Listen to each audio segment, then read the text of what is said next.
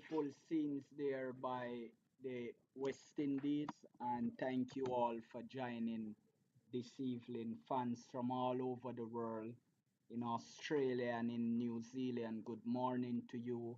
Um, in India, it's early morning for you as well. And in the United States, good evening in Jamaica, good evening to you and in the rest of the Caribbean. We're happy to be back with you at the close of play on day 4 of a very intriguing test match, one that it tilt and balance, but in the end, it will bring the result that we um, so predicted and wanted. Just a short review. The Bangladesh need another 225 runs to win. They will need to do that tomorrow to win this test match. It's unlikely. This morning they came, and 10 minutes before the start of day 4, they informed the umpires and the opposing captain that their intent was to declare. After checking, it was well within the laws of cricket that they do so, and so they declare a 269 for the loss of 9, and they asked the West Indies to bat again, and the West Indies was restricted for under 200 runs. Bangladesh at the start of session 3 came into bat, and at the end of the session, after 31 overs, they are 31 overs. Right, they are at 109 for 7, staring down the barrel of defeat. Jacob Ali is there on 15, and is there on 15 from 36 deliveries. Jaden Seals, after having a poor first innings, came back to take 3 for 31 from his 9 overs so far. Tomorrow, Azari Joseph will return to bowl his 6 overs. He bowled 5 overs so far for 24 runs.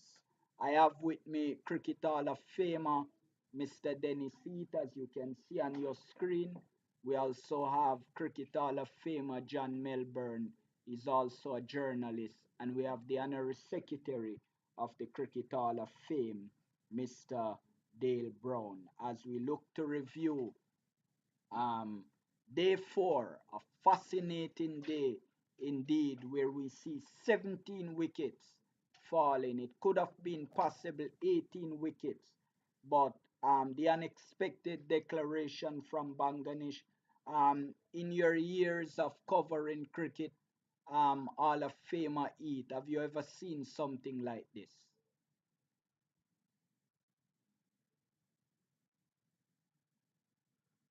Mr. Heath? We appear, I'm sorry. Yeah, go ahead.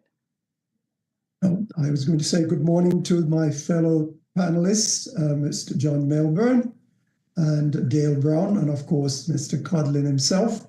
I'm very delighted once again to be back with you on the West Indies Cricket Development Academy television side, and reviewing of the day 4 and possibly some of day 3, the West Indies against Bangladesh.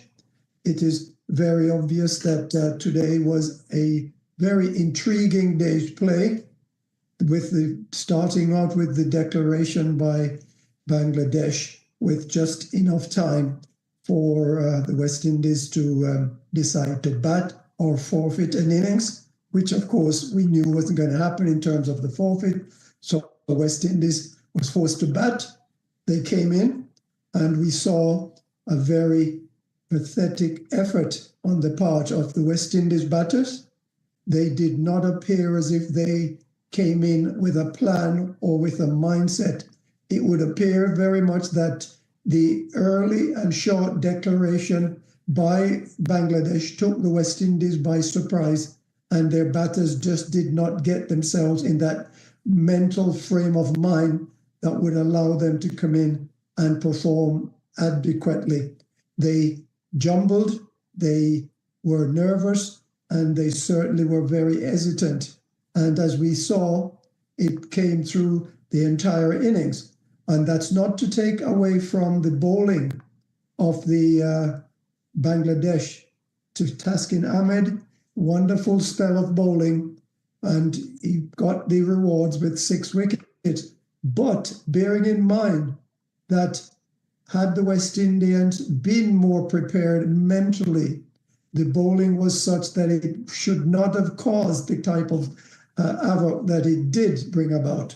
And in the end, we saw West Indies being bundled out unceremoniously for 152 runs.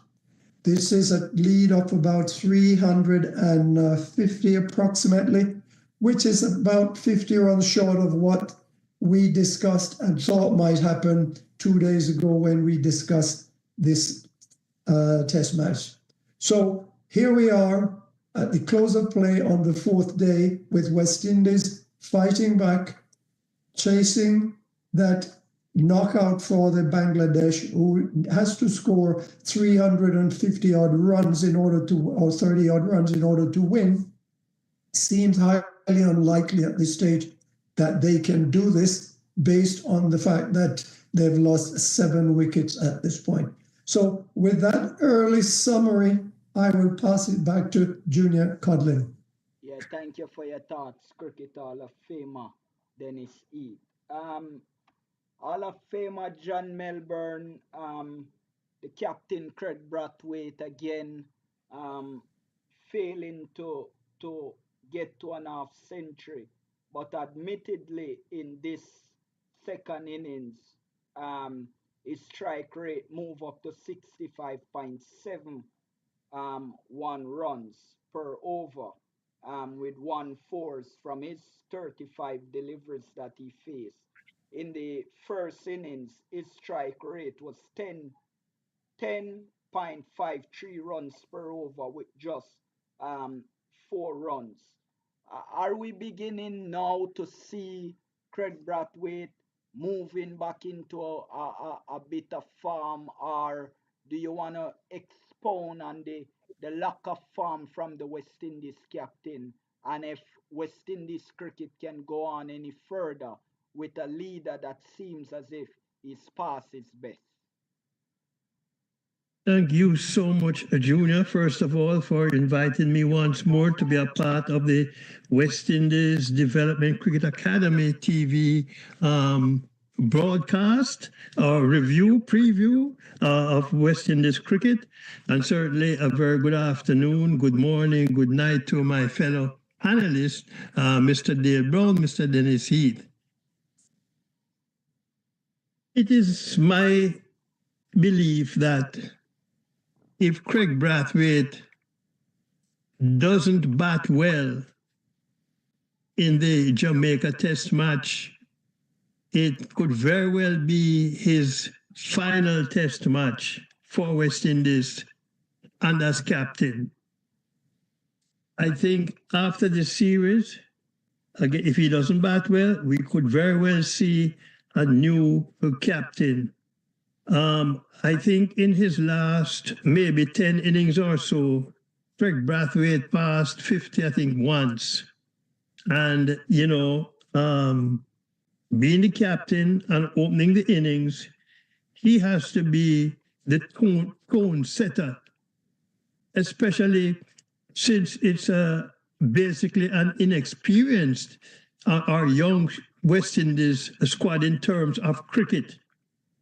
Because I know we have a couple of early 30s or maybe late 20s in the team, but in terms of Test cricket, it's a young squad, a young team, and he certainly has not set the marker yet for the rest of his young batsmen, and and that kind of disappoints me.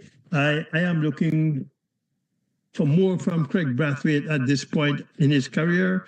But all good things must come to an end, and this could very well be the end of Craig Brathwaite as the captain of this West Indies team. But the question then, who? And it could very well fall to the hands of Joshua De Silva, or I don't know, Alec Athanaze.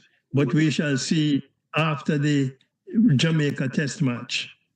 Yeah, and with Joshua De Silva is hopefully out of form as well as the captain Craig Brathwaite.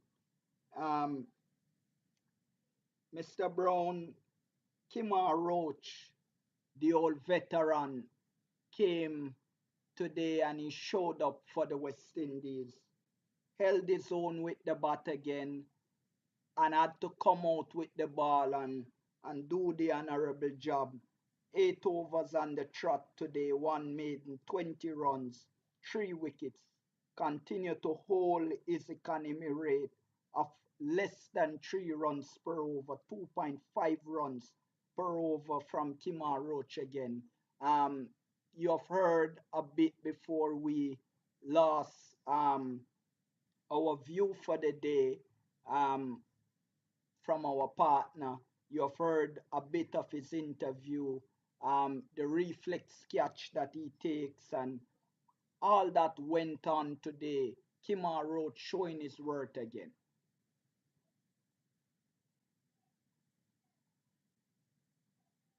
Yes, thank you, Mr. Codlin, and greetings to fellow panelists, Mr. Heath and Mr. Melbourne, and greetings to all our viewers and listeners throughout the world. Kimar Roach has proven himself for during his career as being an outstanding bowler, very skillful, knows how to use his craft, and he's just an excellent bowler. On top of that, he's a good cricketer.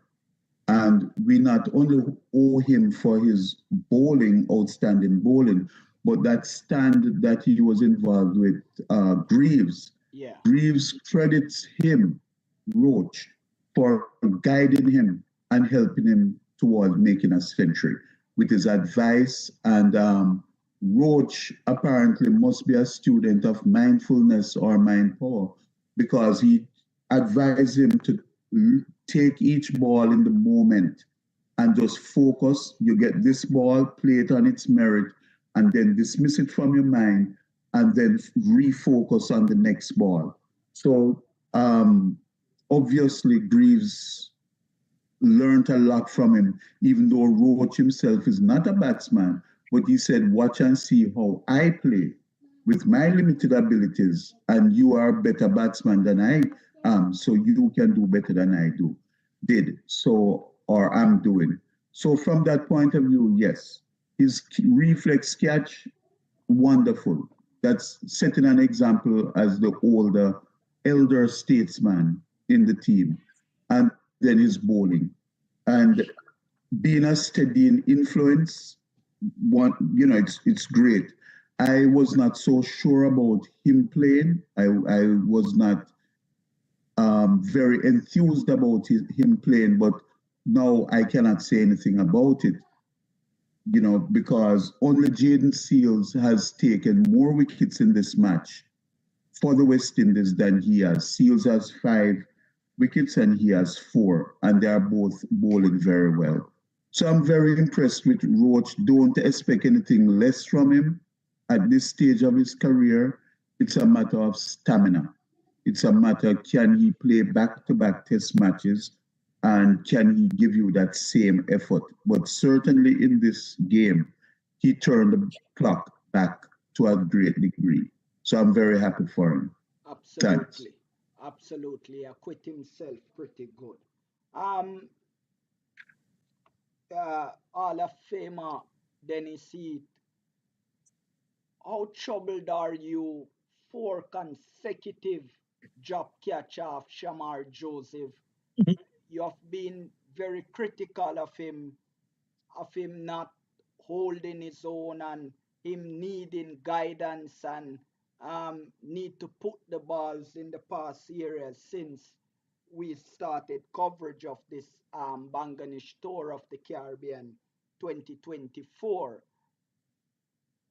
Did he do anything wrong today because he have not gotten the assistant in the field that we thought he would have gotten? Four consecutive catches being put down off him, and it was not until Azari Joseph took a brilliant catch again in the field before his name was going to the wicket column.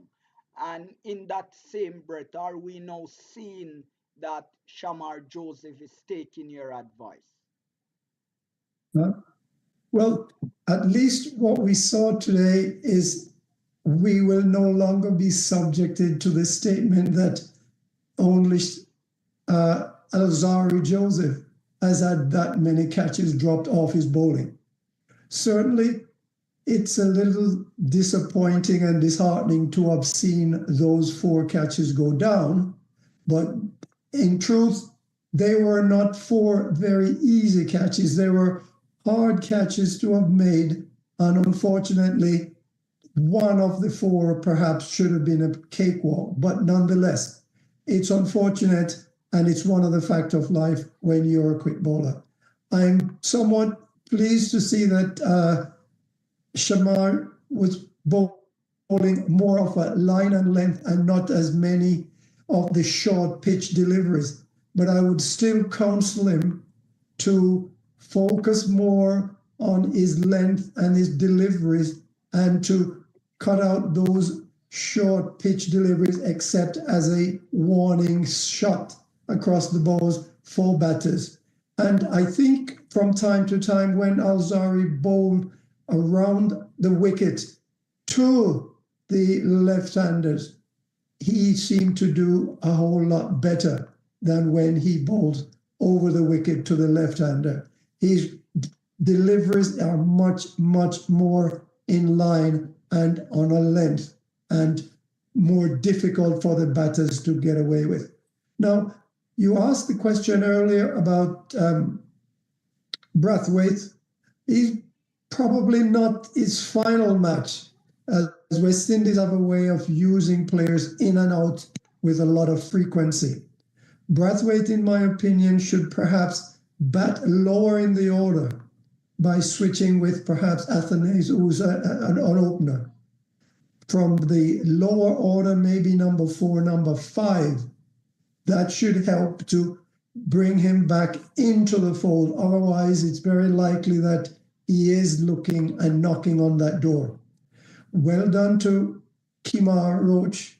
He has certainly played himself into the next test match. The question is, will West Indies remain unchanged for the Jamaica test? Will there be a spinner in the Jamaica test? And who will make way in the West Indies side for the fifth bowler should they decide to drop the fifth bowler? But more than likely, our coach is very reluctant to make changes when he thinks he has a winning formula. So I do not anticipate that we will see any change in Jamaica. Yeah, and the pitch in Jamaica, Ken Crafton was here a few weeks ago, and his report is that the pitch is in awesome condition. And from what we know in our neck of the woods here in Jamaica, it's not quite likely that the pitch will take onto spin bowling. What West Indies might look to do is add um, Anderson to the lineup and to finish off Banganish pretty good and easy, because it won't be easy. Atali Kang been asking question about the pitch in Jamaica because it's been quite some time, and it would have been the very first time that Bangani should be coming to Jamaica. So it's quite unlikely territory for them, and they've already started to ask questions about the pitch. But Barbados, Trinidad, Jamaica, rather Barbados, St. Lucia and Jamaica have the fastest pitches in the Caribbean. Hall of Famer Melbourne, West Indies was exposed in their second innings in terms of their batting. One might say they were never prepared to bat so early um, this morning because Bangladesh only notified them by the laws of cricket 10 minutes before the start. And so it is well within the law of them notifying them late. So there's nothing wrong with that. But they were never prepared to bat because they never saw it coming that Bangladesh would have declared um, because it was not told overnight to them. And they want to say that was the factor into them having the batting meltdown that we have seen in the second innings. But when we look even in limited overs cricket and in other series that we have played in Test cricket, West Indies go into these collapse from time to time.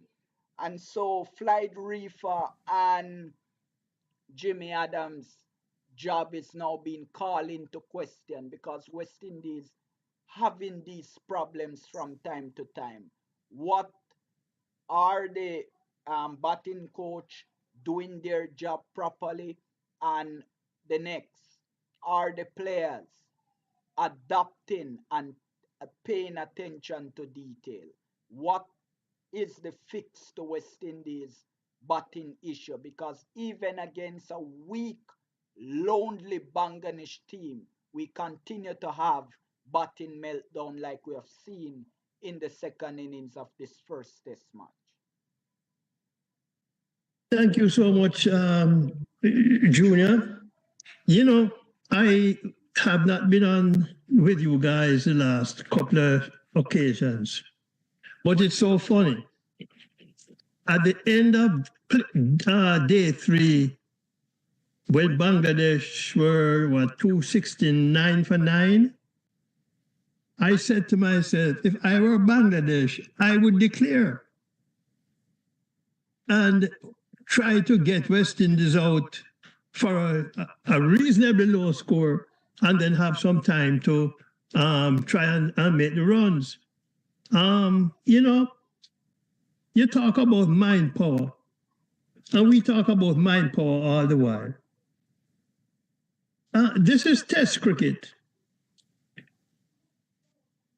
I don't understand why our Test cricketers or our West Indies Test cricketers would say they weren't prepared for a declaration. What if Bangladesh had come out to bat this morning and we got that 10th wicket with the very first ball? You're going to tell me that they were prepared to come in and bat? Very good point. No. You know, and I think at some time ago, I mentioned, I'm not sure that my good friend and fellow Hall of Famer Jimmy Adams is the right person as batting coach for the West Indies, this West Indies team.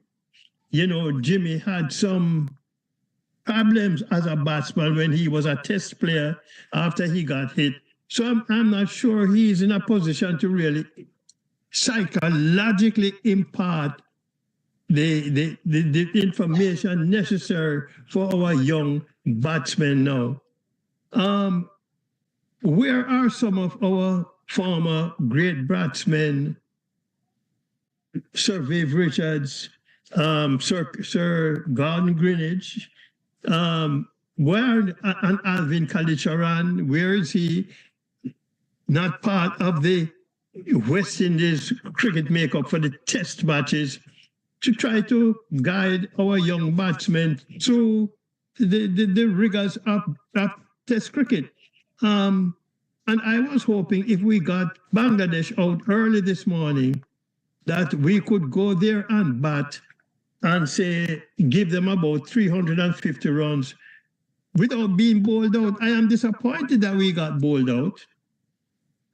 I thought we should have gone there and somebody should have stood up and tried to anchor the innings. I think Athanasis tried to do that with his 40 something. But, this, it really seems as if we, as Dale says, we need somebody in that, one of the coaches who knows something about mind power and psychology to get the players' mind in the moment and able to perform in the moment. And that's my take on it. Yeah, and when I took a look earlier today on the requirements for West Indies coaches, and I see at the highest level, you have to take a component in mental strength. That's a unit in which they have. And you wonder if, because when you look at Darren Sammy, not at the qualification that he ought to be, but still name West Indies coach. We don't know if um Andre Coley is at the requirement that he ought to be, but yet they are West Indies coaches. And so if you are gonna have people coaching at the highest level and don't come up to the prescribed requirements and you bend the rule for them, then that's where the team suffers. And that's how we are seeing our West Indies team suffering at the moment because these two coaches, from the bit of information that we get, are not yet at the level that the job prescribed for them to be, and it's dangerous because you have to have and be able to impart mental strength to your players. Mr. Brown, this is a trend and a problem now in West Indies cricket. If it was Australia or a Pakistan, West Indies would have never been in the position that they are at the moment. Would you agree? Yes, Mr. Codlin. First and foremost, we're speaking about the using the power of your mind, which we call mind power. However, the coaches and the managers, unless the people up at top, the top tier of West Indies cricket, administrators, if they do not buy into that idea and then learn it themselves, because any person who is successful at anything in life, they have to use their mental strength and power to get to that level of success.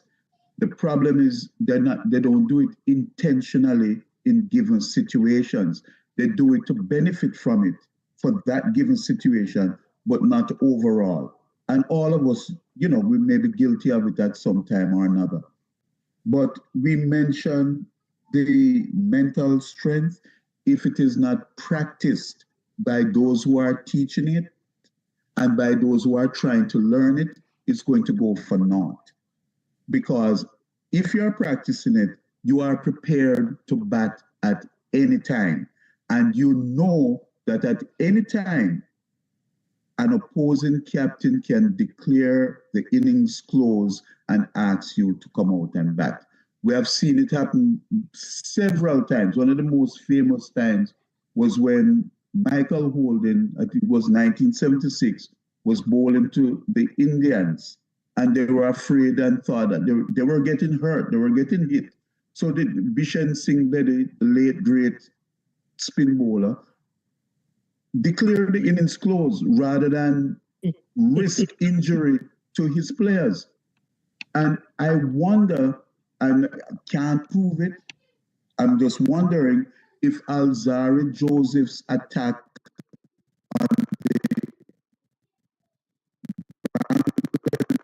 skin going out there and getting injured the next day. It could be as simple as that why they did it.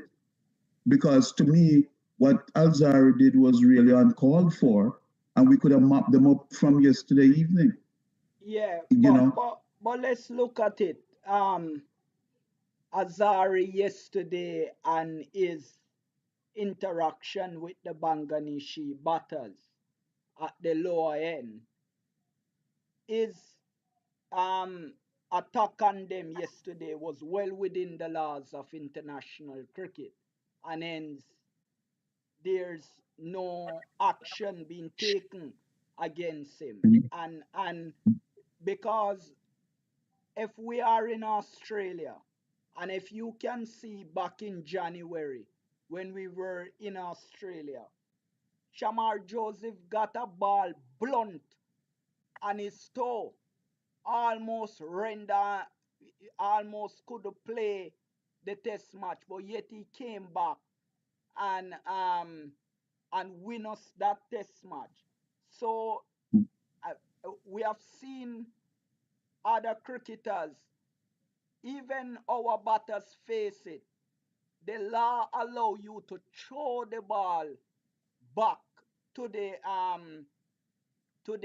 wicket keeper, but within that law, the ball should not um, hit the player because that would be considered a violation. So when Azari Joseph throw back the ball, um, he's doing it out of frustration, and he did not throw it in the direction of the batter. And his bowling, I see when Pakistan was here and their former captain and former chief selector, Itzema Mola, was their captain. They came here for a one-day series.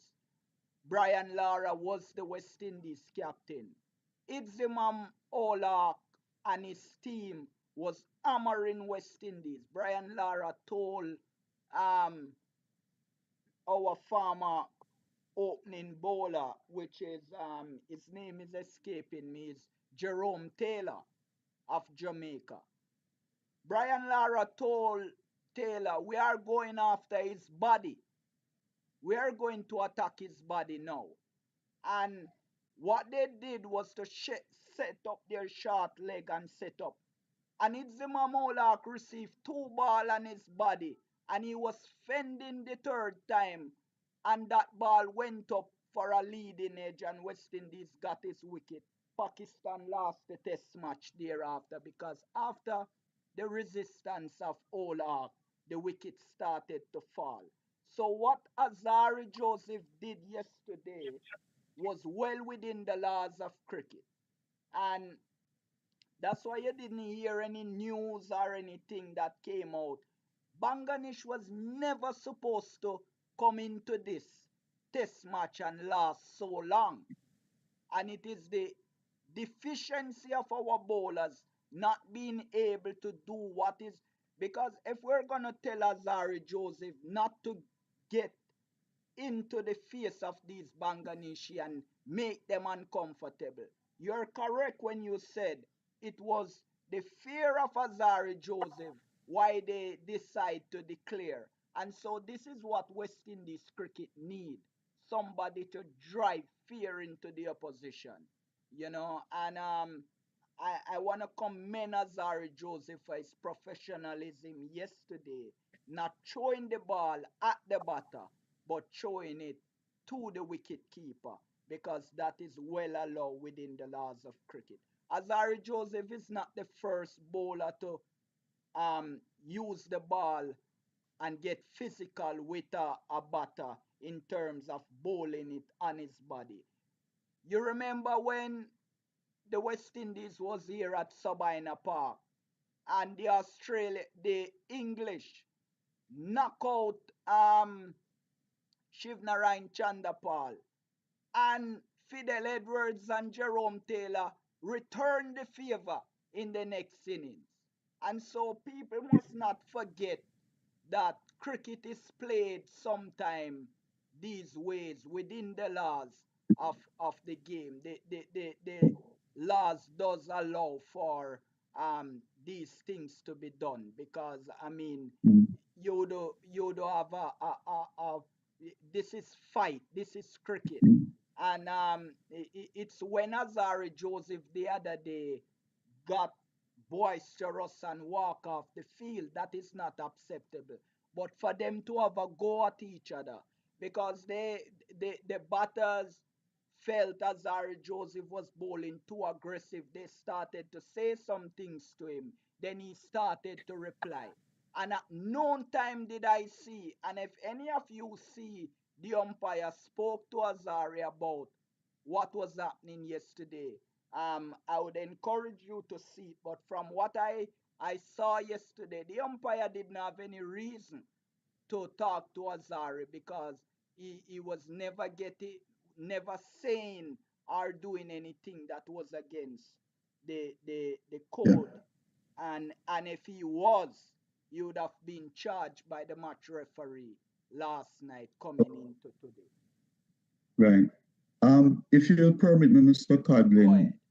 we are speaking about mindfulness and mind power and control of one's behavior. Yeah, And therefore, when I think of Alzari, I'm not thinking of him from the laws of cricket point of view. yeah, I'm speaking of him from an anger management point of view.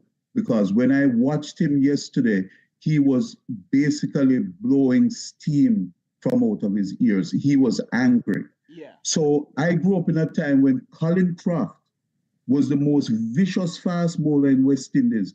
And he would ask people, where is the ambulance? Make sure the ambulance is close to the field because we don't want the people to have to wait too long yeah, to pick them up when you hit them down. But Colin Craft was a great fast bowler, took his wickets, did everything, and he bounced these people on mercilessly. yeah. Andy Roberts destroy people's careers. So I'm not talking about Alzara from that point. I am talking about it from a mental health point where I would like to see him more in control. Now, today, Seals pitched up the ball, got the ball to come up from just short of a length. Roach set an example there. Shamar Joseph set that example. But as the commentators said, Alzari Joseph is testing out the middle of the pitch. Yeah. And there's a reason they said it. He was bowling just too short. He's well within his rights. I believed if he had bowled as well as he could, I think they would have been all out already. Absolutely. Yeah, and I agree with you.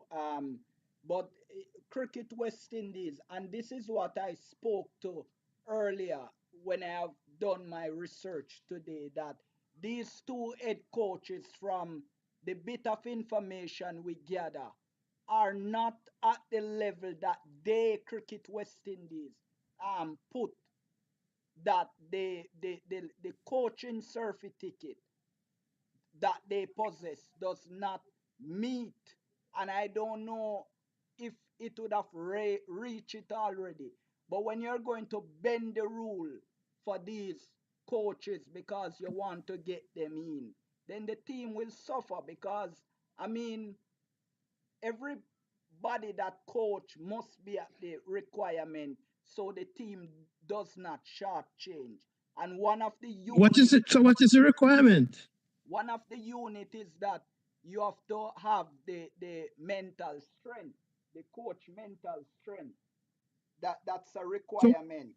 And so what's the requirement for the if you coaching if you for don't them to have be coaches, level Junior? three, they don't have level three.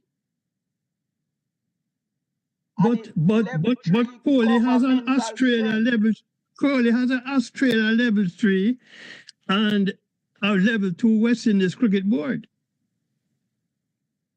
But I'm saying Cricket West Indies said that you ought to have level three. Well, I didn't know about the Australia. I checked Cricket West Indies requirement.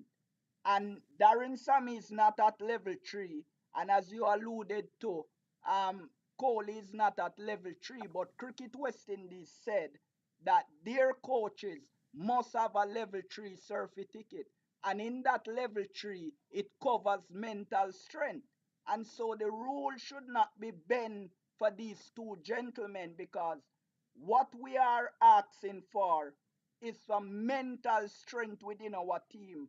It's the same thing we call mind power. where a player have absolute control or a level of control that is acceptable. So I'm not blaming Azari, I'm blaming the authorities that are to put the measures in place to make sure and have a code of conduct in our academy here. And I can send you year after. We have a code of conduct which our players must abide by. And so when you're on the field, you are required to abide by that. And if you don't, there are consequences. So maybe that's what Cricket West Indies should look on. Their coaching, and if they are abiding by their own rule.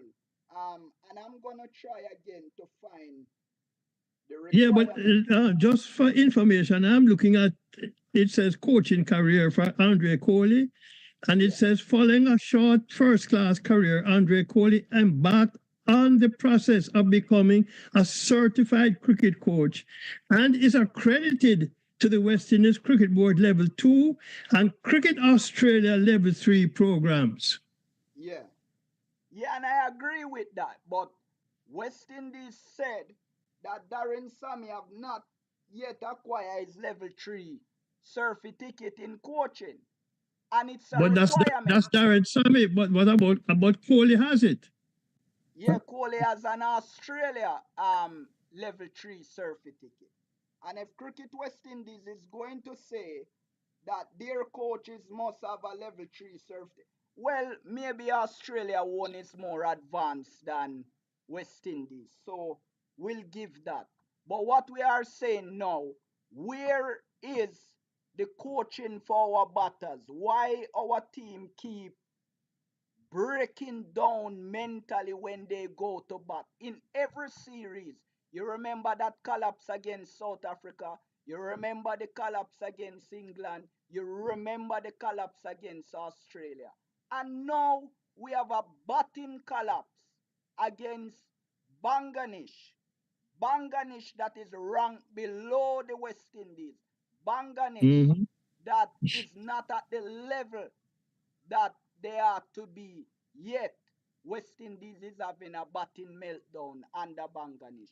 This is what we are saying. It's absolute trouble for West Indies because when we go to Pakistan in a month time, because we will be there right after Christmas, this gonna be trouble because Pakistan bowlers are a lot competent, Mr. Heath and Mr. Brown and John, than Bangladesh. And so what we are asking for, all right, we spoke about the head coaches. Do we know if any of the batting coach have level 3 certificate? These are questions. I know people from Cricket West Indies watch this show, and that's why I'm laboring on the point. That's why I'm trying to ruffle the feathers. Do we know if any of them have level 3 certificate? Because we know at that level it cover mental strength because that's the requirement of you being a level 3 certified coach. And I will take it that Andre Coley level 3 Australian certificate is more advanced than West Indies. I'll take that for it. Codlin, with regard to the topic we're discussing right now, Cricket West Indies written requirements as published in their resume requirement and their standards obviously are not in sync, and they are obvious. We have seen this in the past. So I'll simply leave it at that to say that what they require, what they say on paper, is not what they accept in terms of offering the job. So we've seen it, so it's not as if we're making this particular thing up. Now, going back to the earlier discussion, you mentioned the possibility of Anderson Phillip being included in the Jamaica squad. Right. Although Anderson Phillip is a quick bowler, if I'm not mistaken. Yes, he is. So you already have 5 quick bowlers in the current team squad. why would you need to add a fifth or a sixth quick bowler in this squad? That does not make much sense. Yeah, not in the squad because he's already in the squad in the playing 11. Oh, I see. Okay. Yeah, because Anderson Phillip is already there. Yeah. But All right. Fine. But the question is carrying Anderson Phillip as it. You already have five. Why would you even need to? You need a sixth quick bowler in a situation like this. That is a definite. Yeah, I said that to say the notion of us bringing in a spinner, they would more go for another fast bowler because of the pitch here in Jamaica. The pitch in Jamaica is not like the pitch in Antigua that they are playing in. Jamaica, Barbados, and St. Lucia, the pitch that are in these three islands are conducive to fast bowling, and they held up over a course of 5 days for the last 15 to 20 years in West Indies cricket. And I've been watching and listening West Indies cricket since 1999. These these three country islands, their pitches is more conducive to um, fast bowling. So it would be it would not have been advisable to play a spinner on a fast bowling pitch. And so if I were to bring in somebody else and drop somebody, it would have been Anderson coming in, not Jamel Warrican, because the pitch in Jamaica is more conducive to fast bowling than it is to spin bowling. So it is because one of you would have mentioned that. That's why I said that Anderson would have been more better to come in than Jamel Warrican. Simple because the game is being played in Jamaica and it is more of a fast bowling than anything else. So that's why I made that assertion. Let me ask you this, though, Junior. Yeah. I thought the St. Kitts pitch was the fastest pitch in the Caribbean now. No, man. St. Lucia. Not St. Kitts, St. Lucia. I hear you. Yeah. But I thought I was told St. Kitts has the fastest pitch now. No, man. No. St. Kitts doesn't. Okay. St. Lucia, and you could do your check. But St. Lucia, Barbados, and Jamaica have the quickest pitch in the Caribbean that is conducive to fast bowling. Barbados, as you would appreciate, Oh, would yeah. have lost some of that over a core because um, one of the time when you go to Barbados, the ball is bouncing like when you are in England. But now that more happens in Jamaica and in St. Lucia.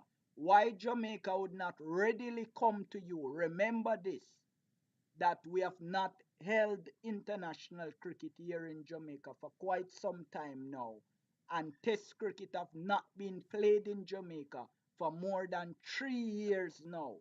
This Bangladesh test match and the one that we will play July against Australia in Jamaica will be the two test match that Jamaica held in the last 3 years.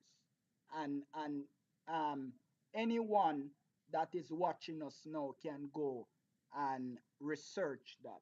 And the last test match that was held in Jamaica, you know how that went. The fast bowlers dominate with Jaden Seals holding on in the end to hit the winning runs for West Indies. And that test match was against Pakistan when West Indies last played test match here in Jamaica. And so they'll be taking on Bangladesh in tests here. But gentlemen, Azari Joseph, if he needs help, it has to be from Cricket West Indies. They can't just suspend a player and not give remedial work for that player a remedial requirement within the contract that Azari Joseph have. It is the duty of West Indies, since they contract him, to make sure they take care of him when he is injured. And if he has a mental injury, then Cricket West Indies should take care of that mental injury. But if we're gonna cuss out Azari Joseph, then it's a band-aid and he is not able to help himself. Cricket West Indies over the last 15 years has fallen down on their duty. Remember Adrian Barrett when he just burst on the scene? Adrian Barrett just wake up one day and say, nah, play for West Indies again. Because him a go a Jehovah Witness church and they don't agree with cricket. That's what we heard. Remember, Shane Darrich came from New Zealand, never played for West Indies again, got back into the squad, did not play and retire immediately. And what we heard was that the environment around the team was not conducive for him. So there's an underlying problem within our cricket, and Cricket West Indies have to look at this. Stop ignore it. Look at it and deal with it for the betterment of our cricket. Adrian Barrett was a very good batter. I have two comments, Mr. Codlin. Yeah. The first, we had a lengthy discussion about Alzaris Joseph and the, shall we say, the interaction with the batter.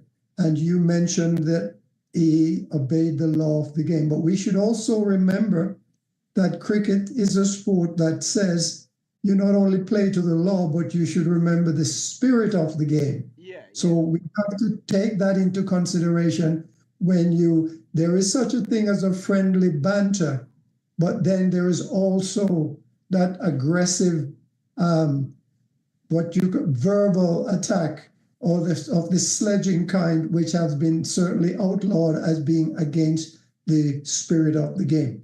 And the other question I have, and this is not for you directly, but the West Indies several weeks, or was it months ago, mentioned that there is a CEO position to replace Johnny Graves.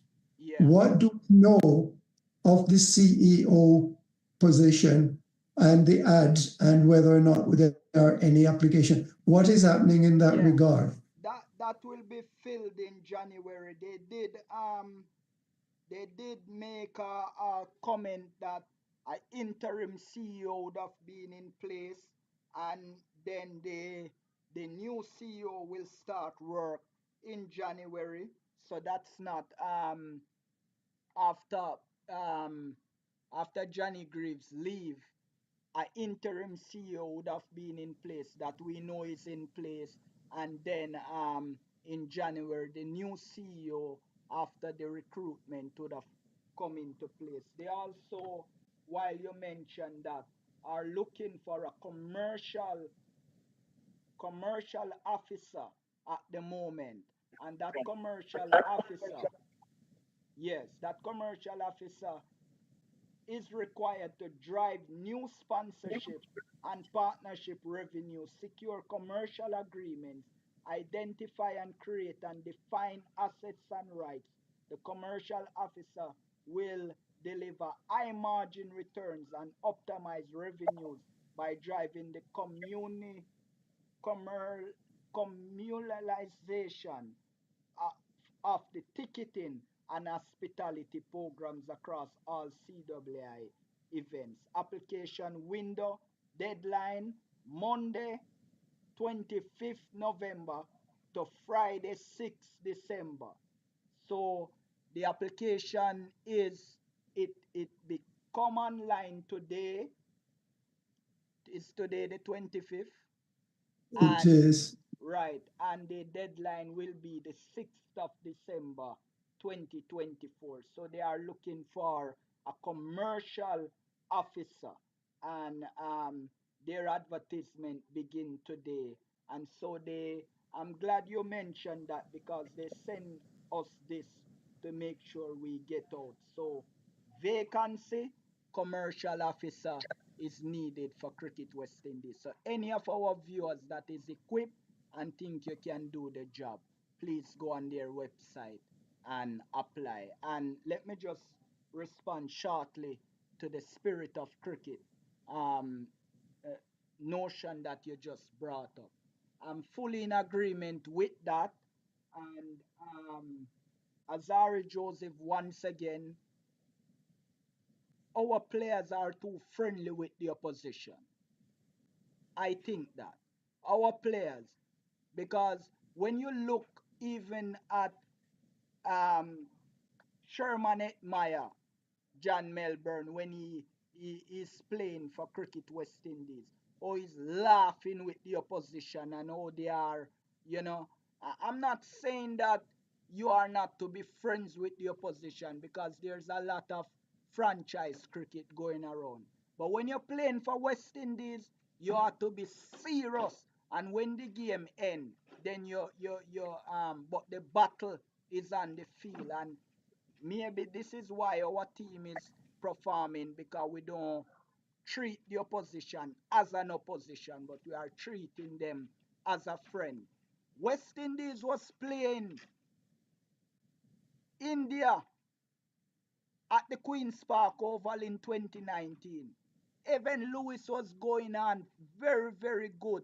He and Chris Gayle was batting just after the Cricket World Cup.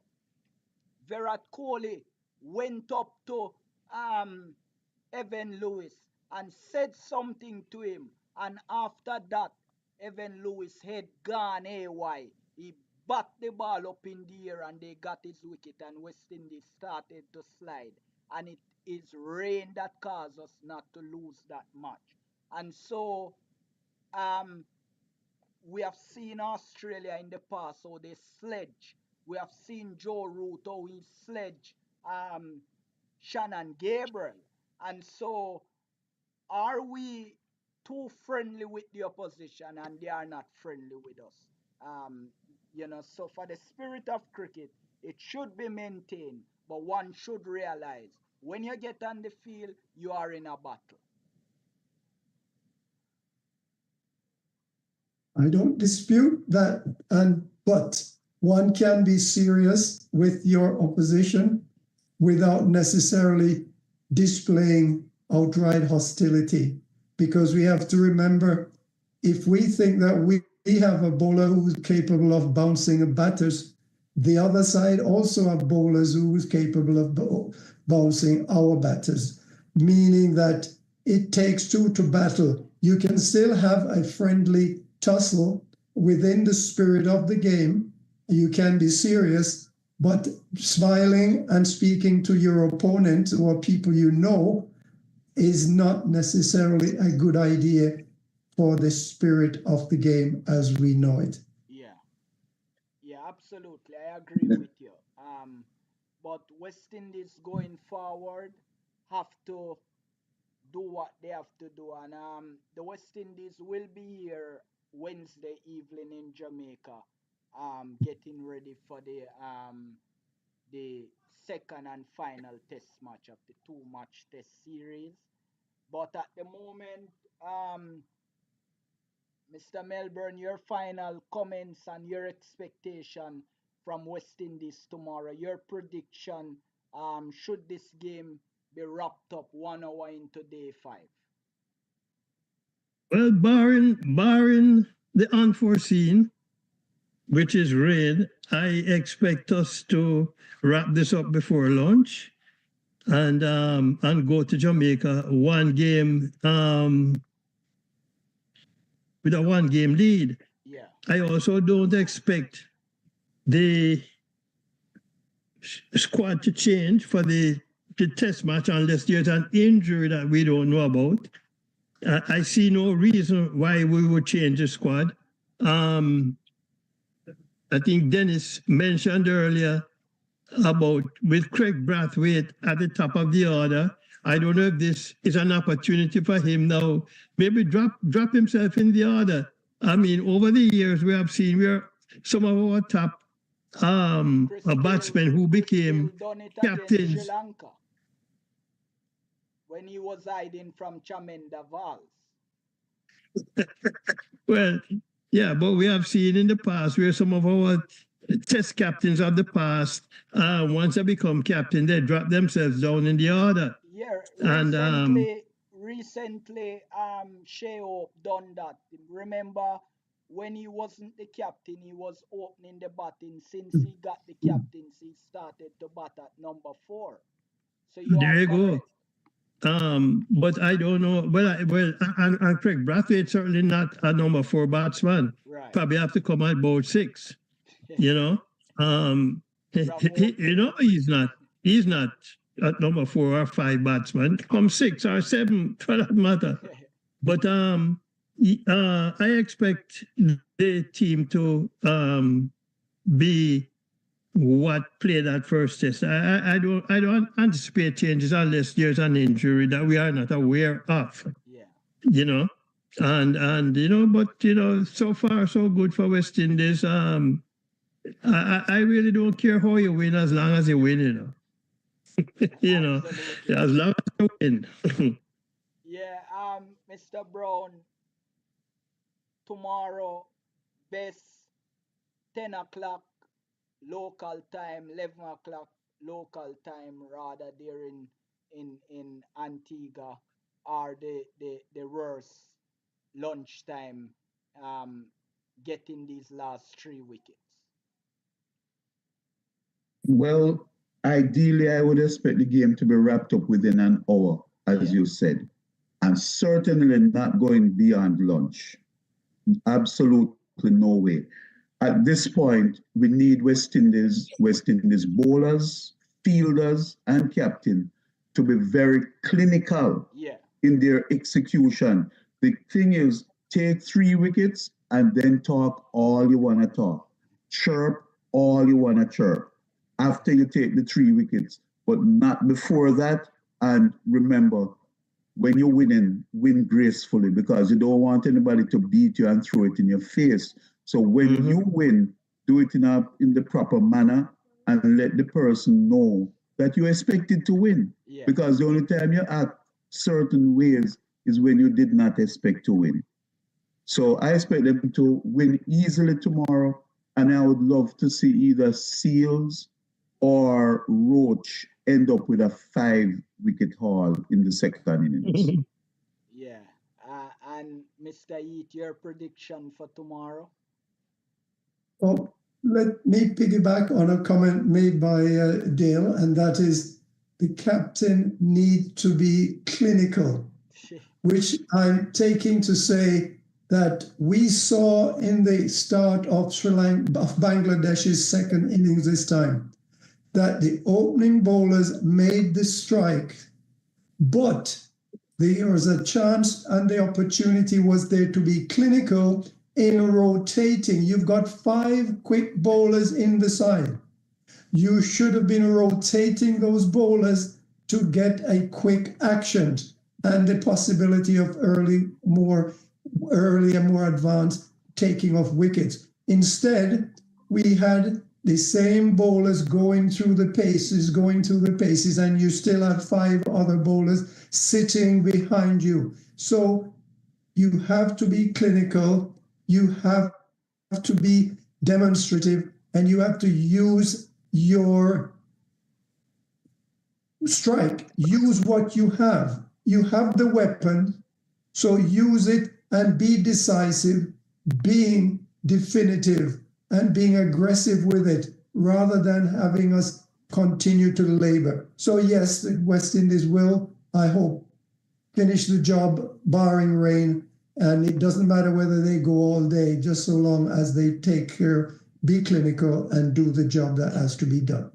Yeah, just a comment coming in for you three. Is the West Indies the side that played in 2022 and 2018? Is it more clinical than the team that we are now seeing in 2024? Banganish first innings, Jason Older, um, Shannon Gabriel, and Kimar Roach, 43 and 103.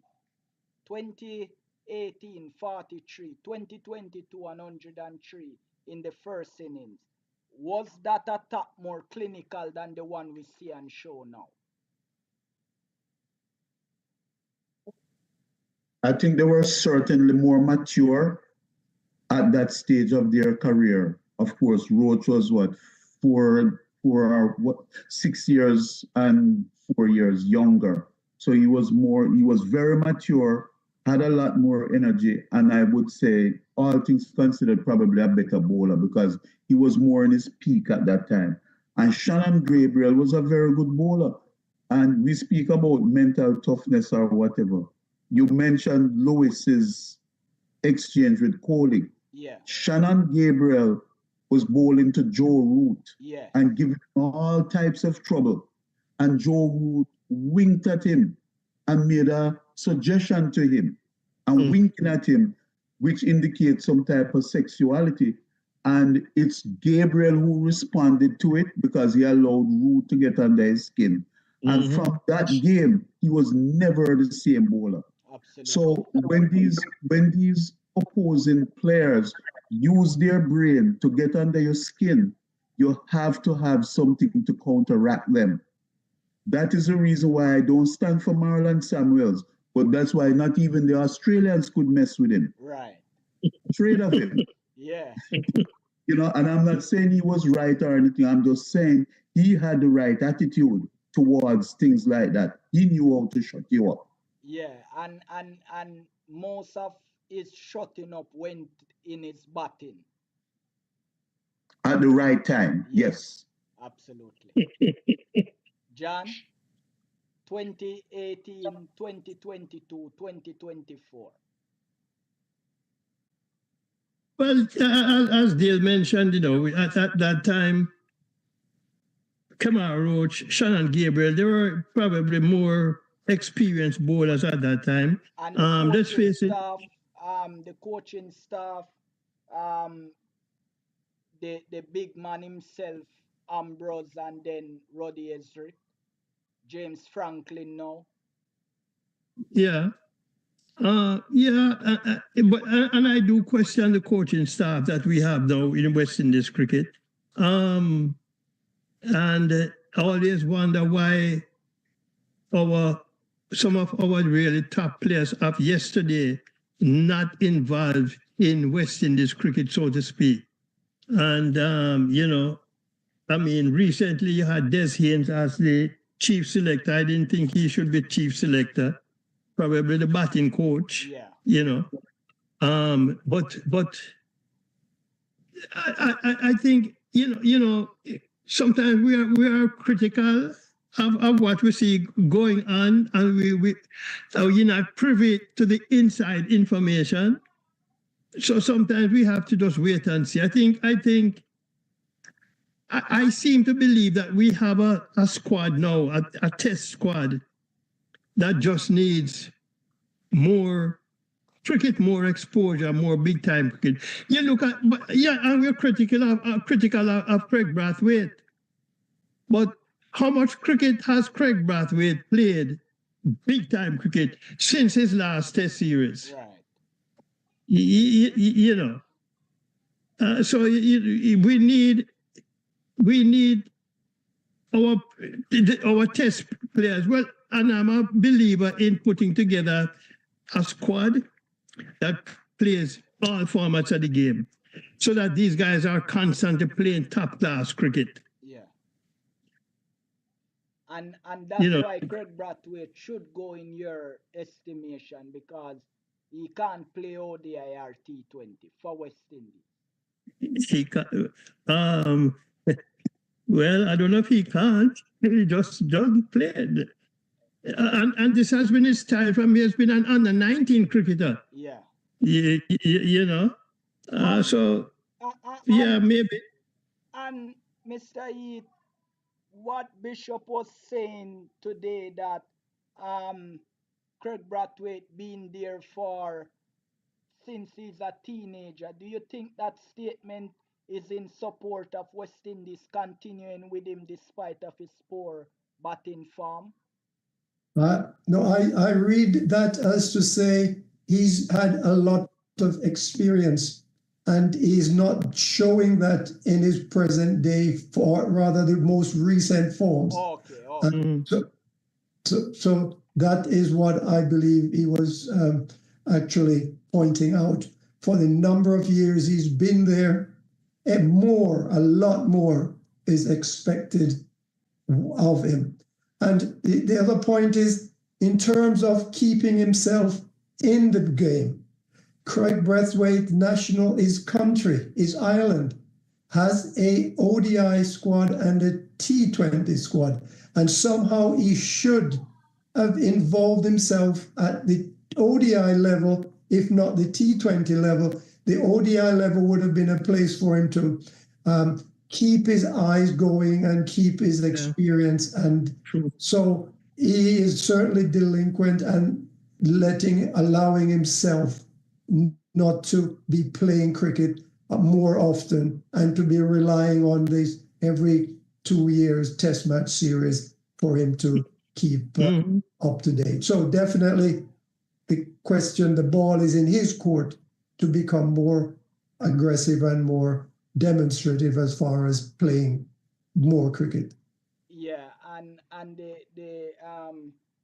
a lot of my viewers called today to ask if we are going to do a show on the controversy in terms of the abandonment of the Super listening. 50. Yeah, Super 50. And we intend to do a show, but we are waiting until we hear word from the JCA and the BCA, their side of the story, because what we heard from Cricket West Indies so far left a lot of questions to be answered. And so we are waiting, and maybe at the start of the second test match, we will segue into a show on the side to discuss that. Maybe at that point we'll get a bit of information coming out of Antigua about the final. But John, big tournaments like these should have had a reserve day, don't you think? Funny, I was just talking about that recently. But the other question, though, Junior, if the umpire say we're going to play, aren't you supposed to play? Yeah, you know, so And the umpire said we're going to play. yeah, So that's why what I'm did the saying. captain show up for the task? Yeah, so it just didn't, it just don't add up, Mr. Brown, because they're there from after 12, rain started.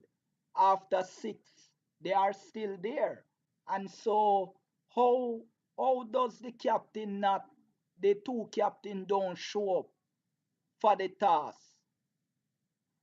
Mr. Codlin, can I ask a question? Yeah. It rained for more than 5 hours prior to the game being called as being able, prior to play being called. Yeah. With that amount of rain on that wicket, on that pitch, on that playing area, I am not surprised that the captains of both teams decided amongst themselves, and I'm making this as a statement of an opinion. I wouldn't be surprised if the captain said, look, this pitch, in spite of what the umpires may have said, is not playable for my players. If I put them out there on those surfaces, they're going to get injured. So I suspect strongly that we really need to hear from the captains, because they're being maligned in terms of their intention, whether or not they deliberately walked away. And if they did deliberately walk away, or was it that they left the playing area on the understanding that no play would be possible after such a prolonged amount of rain on the surface? So we definitely need a lot more information, especially from the captains of the two teams. Yeah, because this reach international news, it's on every news outlet you can find, because it's baffling and unbelievable. But as we say, we await word from the JCA and the BCA and Cricket West Indies themselves, and then after we will talk more on it. Right. Janice, it's like it's like Babsy Grange said that he disbursed 40 million to the JCA, then the JCA come and say they don't know nothing about that.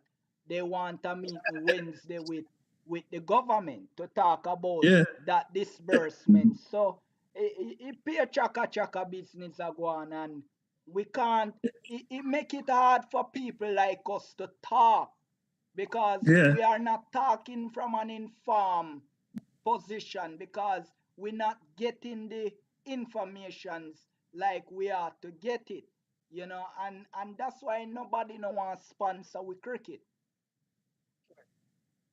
Mm. Yes, Yes. this You're right. And when the information is not being filtered correctly, it's some people will run with the information because they think it's news, Yeah. but then you can't run with information if it's not accurate. Right, right, right. So that's where I'm having problem, Mr. Brown, because these things are not, they are not, they can't stand up to scrutiny.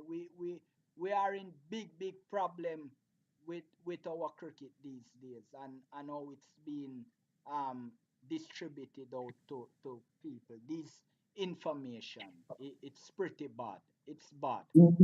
Mr. Melbourne just said information is being filtered. I think perhaps it's a not the right choice of words there, because if the information is good and correct, it does not need to be filtered. Yeah. We just need to get the information. Yeah, but how can you say you give 40 million and then they who you give it say they didn't receive it and they want a meeting to talk where did that money go to? So I mean, and how can you say two captains did not show up?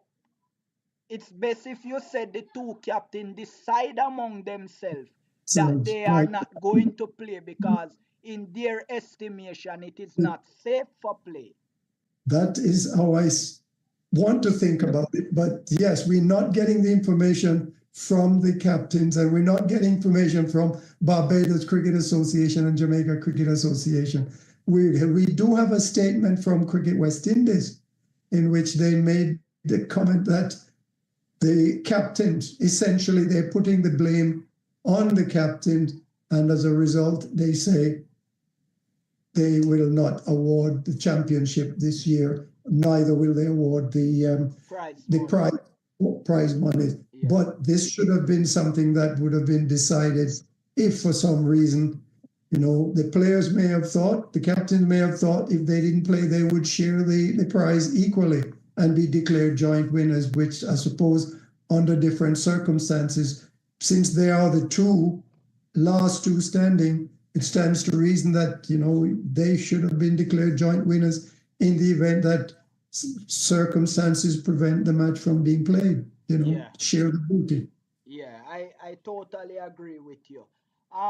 That's it for us fans. We'll be back tomorrow at some point when the um fifth day wraps up, and to give you a complete analysis of the test match between Bangladesh and West Indies, and close out the first test and get ready for the second test, where for the very first time on this channel we will have live reporting from the ground. I'll be at the ground reporting on select days um, at the start of play, rather at lunchtime, and at the end of the day's play, and we'll be hoping to get some interview with some of the players from both of the team. My panelists, they will remain remote, but uh, maybe I will not be the host, but I will do